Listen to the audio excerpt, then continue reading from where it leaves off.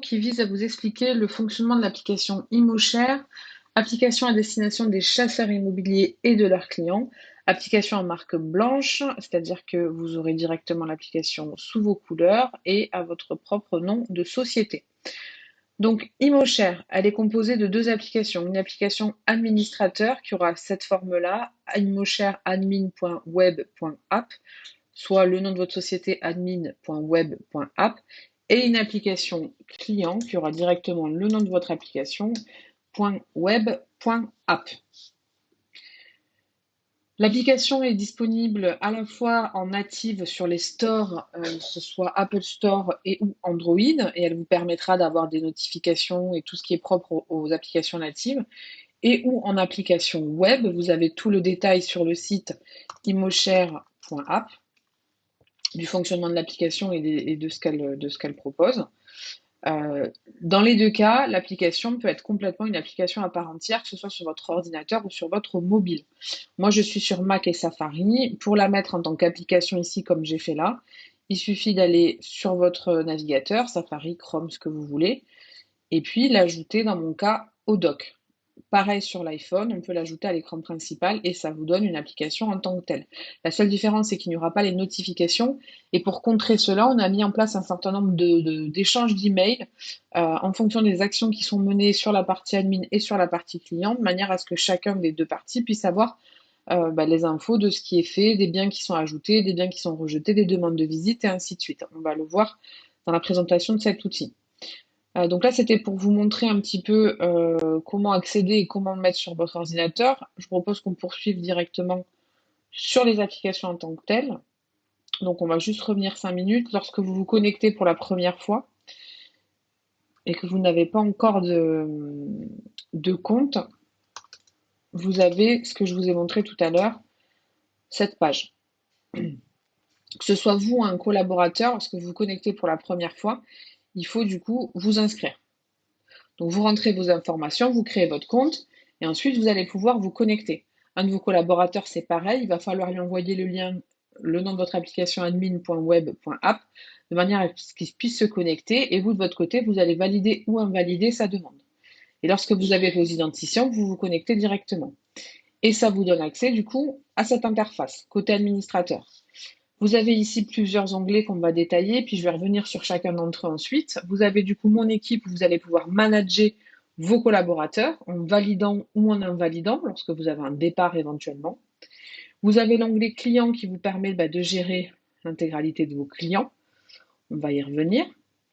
L'agrégateur, nous on a fait le choix de pouvoir intégrer des biens à travers un fichier CSV, puisque c'est moins difficile à maintenir que éventuellement aller scraper sur des sites. Le seul désavantage, c'est le seul truc qu'il faut ajouter, ce sont les photos. Le fichier CSV ne va pas chercher les photos malheureusement. Tout le reste s'ajoute bien dans la liste des biens et vous pouvez tout modifier, ajouter des photos et mettre à votre client. Soit vous passez directement par l'onglet agrégateur, soit vous pouvez agréger des biens directement sur la fiche de votre client avec le même système. L'avantage de passer par l'agrégateur, c'est que si vous avez deux recherches similaires pour deux clients différents, vous pouvez ajouter un bien directement, vous l'agrégez une seule fois et puis vous l'ajoutez à plusieurs clients à la fois. Vous avez la possibilité de rendre ou pas le bien visible, de le supprimer et en cliquant dessus, vous avez la possibilité de tout modifier. On y reviendra tout à l'heure. L'agrégateur, il faut cliquer ici et là, il faut mettre votre fichier au format CSV. Tous les outils que vous utilisez, Moteur Imo, Yanport, Casafari, peu importe, normalement prévoient cette possibilité-là de faire une sélection de biens par rapport aux biens qui vont vous présenter, d'en sélectionner un ou plusieurs, de l'exporter au fichier CSV et de pouvoir l'importer ici. Pareil, je vous ferai la manipulation tout à l'heure. Il faudra bien vérifier que c'est bien ces colonnes-là qui sont présentes avec le bon titre. Donc à vous de faire éventuellement une modification en amont avant d'importer le fichier, sinon ça ne fonctionnera pas. Donc il faudra bien renommer les colonnes si besoin en fonction de ce que votre outil vous sort en format. Vous avez ensuite l'onglet messagerie, donc c'est un système de chat entre vous et votre client. À l'initiative du client sur son interface, vous le verrez, il a la possibilité de vous poser une question sur un bien en particulier. Pour la sélection 1, ce client-là m'a demandé l'étage du bien, je lui ai répondu, ainsi de suite, la cave. Est-ce qu'il y a une cave? Oui. Donc ça nous permet d'avoir l'intégralité des échanges et des questions qui ont été posées sur chacun des biens. depuis le chat. Vous avez ici un récap de tous les rendez-vous qui ont été pris pour vos clients. Je crois qu'ici, il n'y a pas de rendez-vous encore pris, mais on pourra y revenir tout à l'heure pour que vous puissiez voir. Et ici, dans cet onglet Paramètres, vous allez pouvoir paramétrer l'application, renseigner vos coordonnées, la basculer en anglais si besoin uniquement sur la partie admin. Votre client a la possibilité de le faire de son côté français ou anglais sur la partie client. Conditions générales, ajoutez ici vos conditions générales. Personnalisez l'application en fonction de votre charte graphique, sachant que lorsque vous inscrivez à l'application, vous souscrivez à l'application, le développeur va faire le nécessaire pour vous. Il faut leur envoyer votre logo et votre charte graphique et ils feront le nécessaire. Mais vous pouvez par la suite le modifier vous-même. Et vous pouvez aussi manager l'application. Toutes les évolutions qui vont intervenir seront directement là, notamment, on en avait parlé avec certains d'entre vous, la possibilité de modifier lors du compte rendu de visite du client les impressions qui avaient été mises. Notamment, vous faites de l'investissement locatif. La luminosité, c'est pas trop un point important qu'on va regarder, c'est plutôt la rentabilité. Donc, vous allez pouvoir mettre ici, moi, je préfère noter la rentabilité que la luminosité, sachant que ça va intervenir sur l'intégralité de l'application et non pas sur un client ou un bien en particulier. Je laisse rentabilité pour que vous puissiez voir après que ça a bien été modifié dans l'application. Et ici, vous pouvez ouvrir directement l'application de votre client. On y reviendra après. Je vous propose d'aller sur les clients pour vous montrer un petit peu comment ça fonctionne. Donc, soit je peux chercher directement un client dans ma liste. Donc, je cherche le client Michel, je tape Michel. Et normalement, j'ai Michel qui ressort.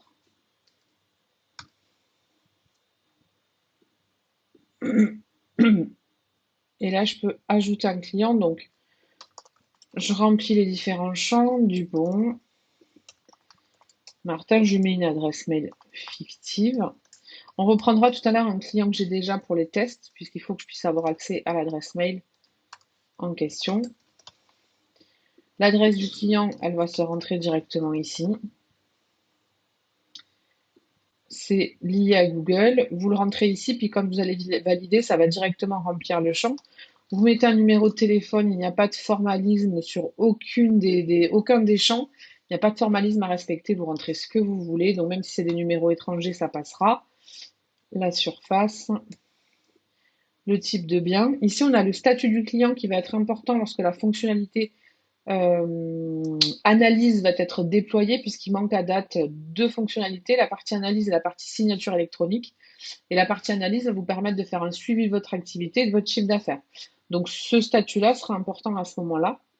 Le lieu souhaité, vous mettez ce que vous voulez. Il n'y a pas de formalisme encore une fois. Pareil 12, un code postal, un quartier. En fait, ces infos-là vont être visibles sur la partie cahier des charges de votre client. Dans son compte, il pourra voir ce que vous avez mentionné. Vous pouvez ajouter une note. En général, c'est une note privée. Donc, c'est par exemple les horaires de dispo pour les visites. Voilà, des infos qui vous semblent importantes ou copier-coller éventuellement les notes que vous avez eues avec votre client lors de votre premier échange. Le nombre de pièces. Et vous pouvez aussi lui ajouter des points d'intérêt. Lui-même pourra s'ajouter les points d'intérêt qui l'intéressent, mais vous savez que la crèche de son fils est importante. Donc vous mettez l'adresse de la crèche de son enfant. Voilà.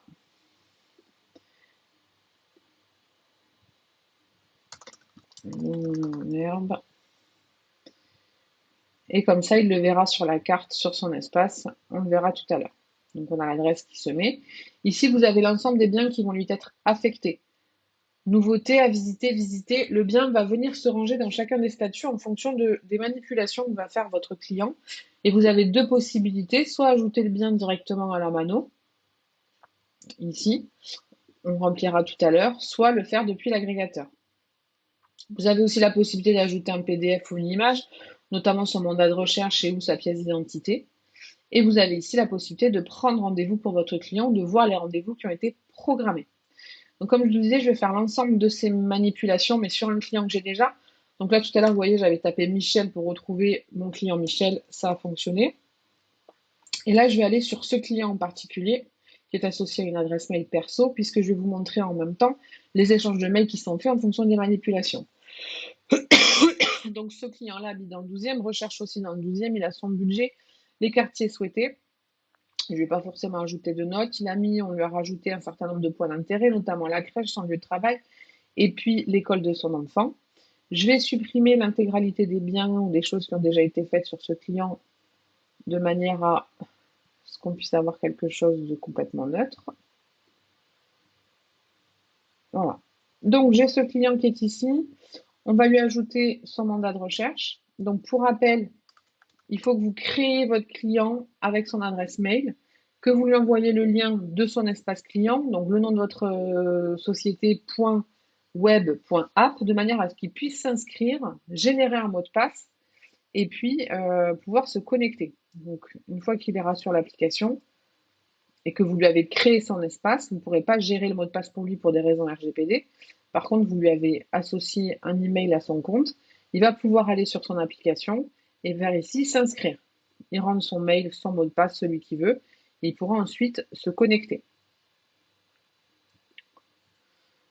Voilà, lorsqu'il aura rempli. Et s'il a déjà des identifiants, eh ben, il suffit qu'il s'identifie. Et s'il a perdu son mot de passe, il pourra faire mot de passe oublié. Il est complètement autonome sur cette partie-là. Donc là, j'étais en train d'ajouter le mandat de recherche de mon client.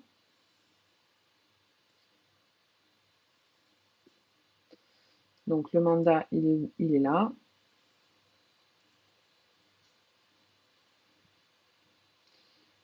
Voilà. Je n'ajoute pas d'image, mais c'est exactement le même principe.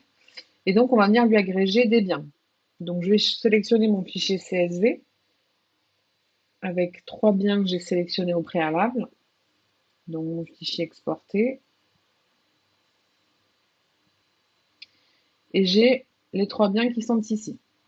On va venir un peu les retravailler. Donc, je vais modifier les photos, puisqu'il n'y a pas encore de photos, comme je vous disais, en format CSV. C'est ça, la seule chose que vous devez rajouter, ce sont les photos. Donc, moi, j'ai pris 2 photos sur Internet au pif.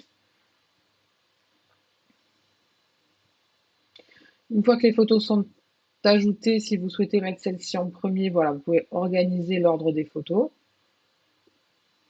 comme vous le souhaitez. Moi, je nomme les biens par des sélections pour qu'on sache où on en est. Donc, je modifie le titre du bien. Je peux ajouter une note privée. En général, je mets le numéro de l'agent immobilier, le prix. Les honoraires de chasse, pareil, on ne les connaît pas forcément au début, mais ils vont être utiles lorsque la fonctionnalité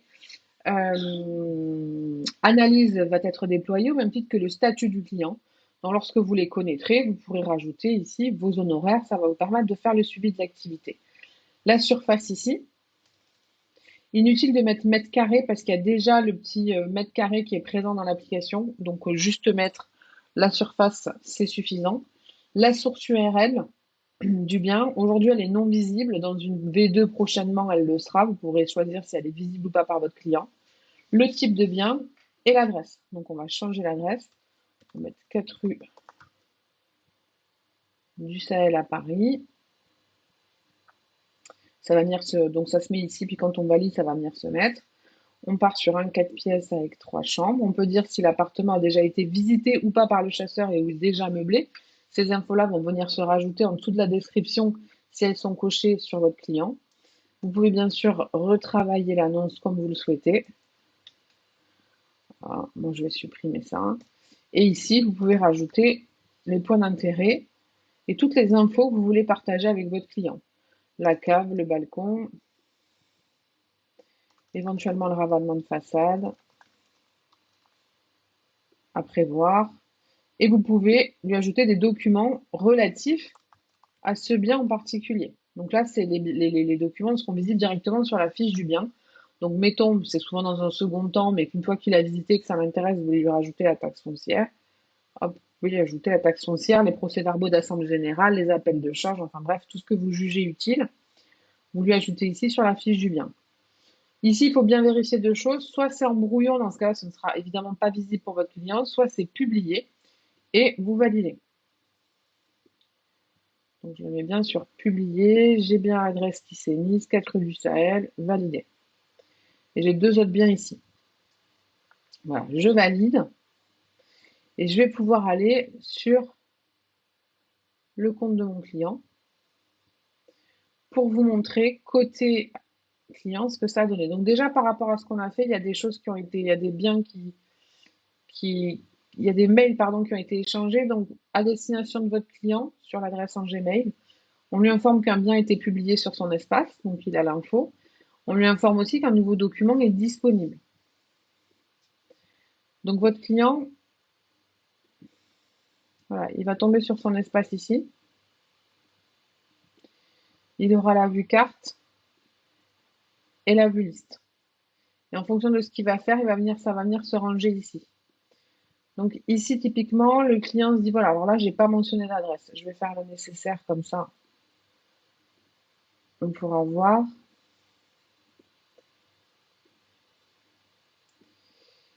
Donc votre client ici, on va faire la même manip, je l'ai fait que pour le premier, on va faire pour les deux autres. Donc là, on va dire que celui-ci, c'est 10 rue du Sahel, dans la même rue.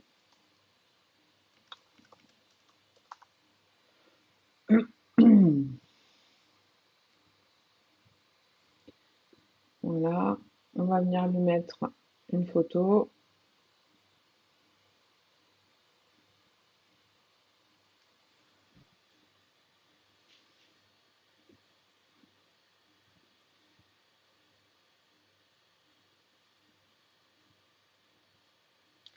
Voilà, pas besoin d'ajouter quoi que ce soit d'autre, vous avez compris le principe. Et donc, sur votre espace client, ça apparaît bien ici. Vous avez là la carte qui apparaît, avec du coup ses points d'intérêt, donc vous voyez formalisé par des petits cœurs, et puis le bien qui est ici précisé. Donc ça va pouvoir voilà, montrer au client par rapport à ses points d'intérêt où se situe le bien. Il voit les photos ici. Il a plusieurs possibilités. Donc la première, c'est comme je vous disais, de poser une question. Par exemple, il veut savoir si c'est précisé sur la... Non, on ne l'a pas précisé pour celui-ci, mais il veut savoir s'il y a une cave côté administrateur. Donc il me pose la question, côté administrateur. Je vais avoir ici dans le chat un message m'indiquant que mon client m'a posé une question, m'a demandé s'il y avait une cave. Je mets oui. Et donc de son côté, il a le retour, c'est immédiat. Comme ça permet de faire le suivi des questions qui ont été posées. Il a la possibilité de rejeter le bien, de dire bah, en fait, hop, c'est trop petit.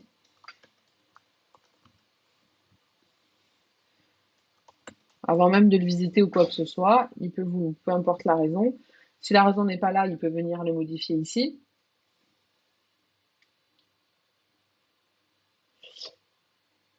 Et donc pareil lorsqu'il a visité, donc là, il peut vous demander à faire une visite.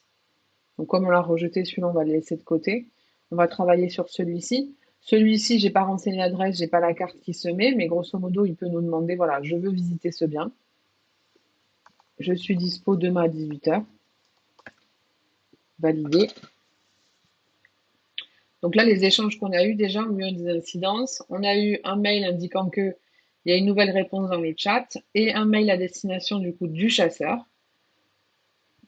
indiquant que le bien était rejeté par rapport à la superficie. Et là, j'ai un autre mail qui vient d'arriver indiquant que le client, donc à destination du chasseur, indiquant que le client a fait une demande de visite et qu'il est disponible demain à 18h.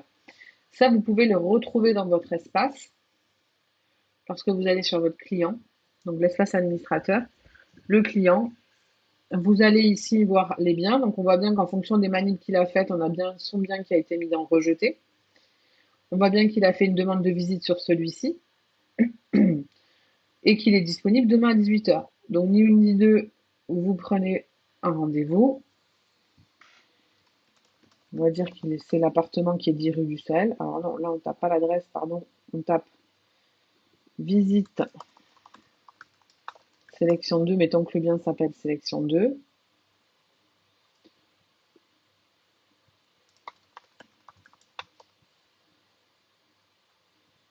Voilà. Ici, on met le lieu du rendez-vous. Si vous ne faites pas ça et que vous cliquez sur prendre rendez-vous direct, on va vous demander l'adresse du bien. Vous voyez, même si je fais des fautes dans l'adresse, c'est relié à Google, donc ça trouve directement l'adresse. Et là, on peut mettre prendre rendez-vous. Une fois qu'on a d'abord mis le nom du rendez-vous, l'adresse, on prend le rendez-vous demain à 18h. Il faut savoir que le client va recevoir bien entendu un mail Et puis, il y a un texto qui est prévu 24 heures avant chaque rendez-vous pris, de manière à rappeler à votre client qu'il a rendez-vous. Il faut que ce soit fait à 24 heures plus un quart d'heure. Si vous le faites à 24 heures pile, mettons, si je prends là un rendez-vous tout de suite pour demain 11h30, il n'y a pas le délai du quart d'heure, donc ça ne fonctionnera pas. Il faut que ce soit 24 heures plus un quart d'heure pris avant pour que le client puisse recevoir le rendez-vous. Ça, c'est indépendant d'ImoShare, c'est propre aux plateformes que l'on utilise pour l'envoi de messages. Mais il faut savoir, vous n'obtenez pas si ça ne marche pas, il faut un 24 heures plus un quart d'heure. Donc là, le rendez-vous a bien été pris. Votre client, normalement, va recevoir un mail. Un nouveau rendez-vous a été pris aujourd'hui pour demain, 18h, à telle adresse. Donc, il reçoit bien le mail. Et sur son espace, il va pouvoir voir son rendez-vous dans le calendrier. Il a la possibilité d'annuler le rendez-vous si finalement ça ne lui convient pas. Il annule le rendez-vous. Vous recevez un mail de votre côté de manière à pouvoir reprendre le rendez-vous, déjà de le contacter, de voir ce qu'il en est, pourquoi le rendez-vous a été annulé, etc., etc. Donc, vous recevez aussi un mail. La possibilité de recevoir ou non ces mails n'est pas encore envisageable. On ne peut pas cocher je reçois pas, c'est automatique. Dans la mesure où sur les applications web, nous n'avons pas la possibilité de recevoir des notifications. Donc, ces notifications sont remplacées par des échanges de mails. Dans la V2, vous aurez la possibilité d'activer ou pas ces envois de mails. Pour le texto, en tout cas, c'est un seul texto 24 heures avant chaque rendez-vous. Les rendez-vous, il n'y en a pas 150. Donc là, ça rame un petit peu, mais ce message-là indique que le rendez-vous a été annulé par le client. On peut le voir ici normalement. Bon, en tout cas, on le voit dans l'objet annulation du rendez-vous, on y reviendra tout à l'heure. Le client, finalement, a décidé de visiter l'appartement. Là, il a annulé pour vous montrer, mais grosso modo, il a décidé de le visiter. Donc, il peut cliquer sur visiter et faire son compte-rendu de visite. On va voir qu'ici, tout à l'heure, dans l'outil, on avait modifié, si vous vous rappelez au tout début, luminosité par rentabilité. Donc, on le trouve ici. Et là, le client, finalement, il adore l'appartement. Il dit, il est super chouette, je veux faire une offre. Donc, il a plusieurs possibilités dans son compte-rendu, soit de demander à faire une offre, soit de le rejeter, manipulation qu'on a fait tout à l'heure, soit de valider. Il peut demander à faire une offre, il dit oui. Et donc, de votre côté, déjà, il y a un mail qui va être généré, indiquant que le client veut faire une offre. Donc là, vous voyez, le rendez-vous a bien été annulé. Il y a un mail qui va arriver, je vous montrerai tout à l'heure. Vous pouvez aller sur votre espace, bien choisi. Donc, lorsque le client veut faire une offre, le bien vient se ranger dans bien choisi. Et vous pouvez y ajouter son offre d'achat. La fonctionnalité manquante aujourd'hui, c'est le fait qu'on puisse signer par signature électronique. Donc là, vous pouvez simplement lui ajouter. Et dans les semaines à venir, c'est pas une V2, c'est vraiment dans les semaines à venir, vous aurez la possibilité de lui faire signer directement son offre d'achat en ligne.